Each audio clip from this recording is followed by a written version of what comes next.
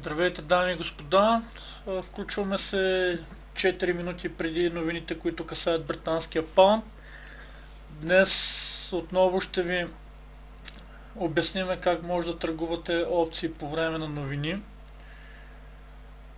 Така, новините сега, което нас като цяло ни касаят, е ето тази новина, понеже при нея се очаква да има висока волативност. Настоящата стойност в момента е минус 0,4% на индекса за промишлено производство, като това става въпрос за месечен индекс.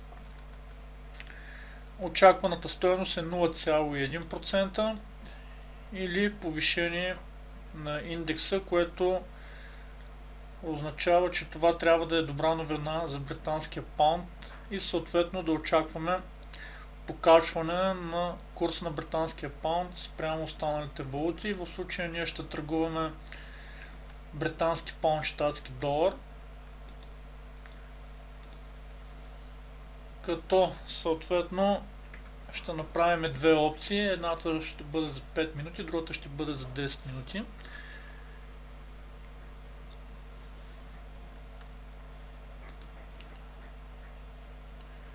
Две минути има до новината, може съответно да погледнем и самите прогнози на анализаторите как се движили през месеците.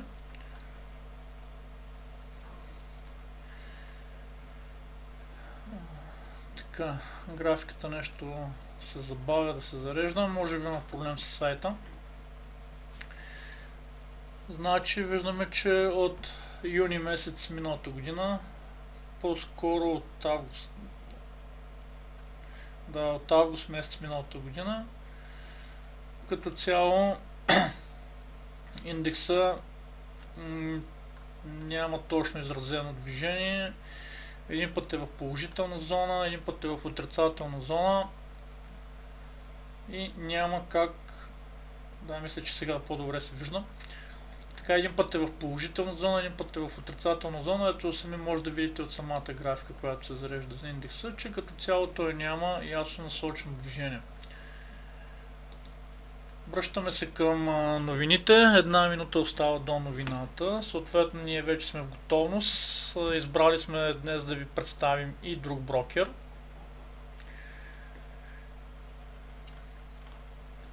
Изчакваме новината да се появи. Значи очакваме добри новини или покачване на паунда.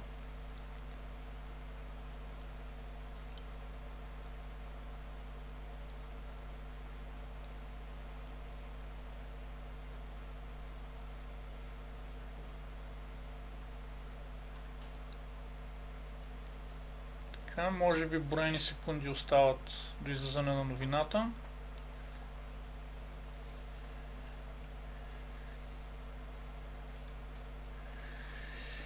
Лоша новина за паунда като цяло, следователно ние тогава ще търгуваме падане на паунда.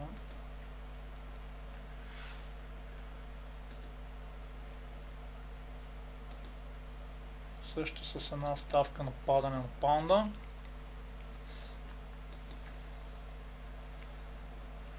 Така, изключихме две опции. Ето тук може да ги видите нашите две опции как вървят в момента. Сега защо излезе лоша новина, въпреки че прогнозите бяха за добра новина, отново ви казвам, понеже индекса предишната му стойност е била минус 0,4, настоящата отново е минус 0,4. Както сме ви обяснявали, това се тълкува, че няма развитие в положителна насока на индекса, следователно ние го приемем за лоша новина. За лоша новина спрямо лошите стойности, които са обявени, и съответно в рамките на 5-10 минути, ето тук може да видите колко време остава, в рамките на 5-10 минути ние изключваме опции за падане на британския паунд спрямо щатския долар. Сега, за да не чакате, ние малко ще ви забързаме видеото и отново ще се включим, когато остава кратко време до приключване на опцията.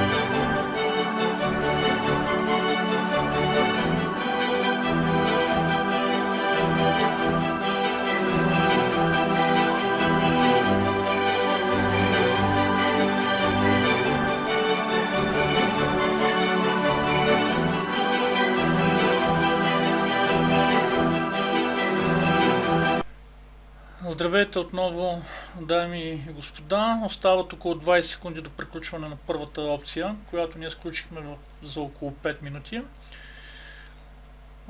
Както виждате, към момента тя се развива в посоката, в която е новината. Лоша новина за паунда или падане на неговото движение като цяло. 7, 6. Опцията ни приключва. Така, брокера в момента обработва опцията и ето тук тя трябва да се появи с статус. Ето, че ето е нашата опция от 12 януари, британски паунд, щатски долар. Ние сме сключили опция на стойност 10 долара и съответно от тази опция ние сме получили 17 долара. Или реализирахме 7 долара печалба от тази опция. Сега остава и другата опция, около 5 минути остава до края, тази, която сключихме, но за 10 минути. Отново сега ще забързаме видеото и отново, малко преди да изтече опцията, ще се включим, за да видите как се е развила самата опция.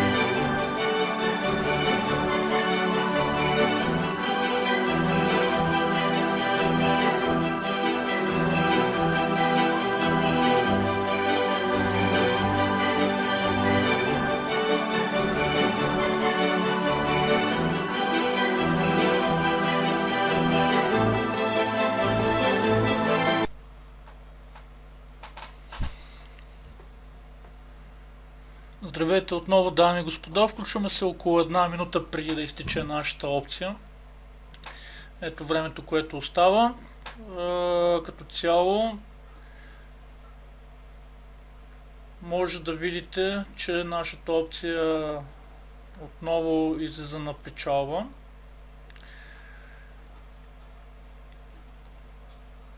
Значи ние хванахме нисходящо движение на паунда, което нас ни интересуваше. Така, по-малко от 30 секунди, нека да изтече опцията, след което отново набързо ще ви обясня как беше изтъргувана тази новина.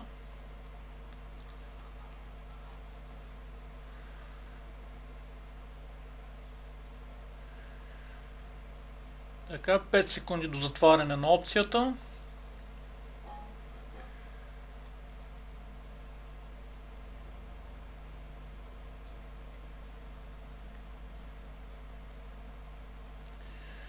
Ето, нашата опция отново затвори, брокера я обработи.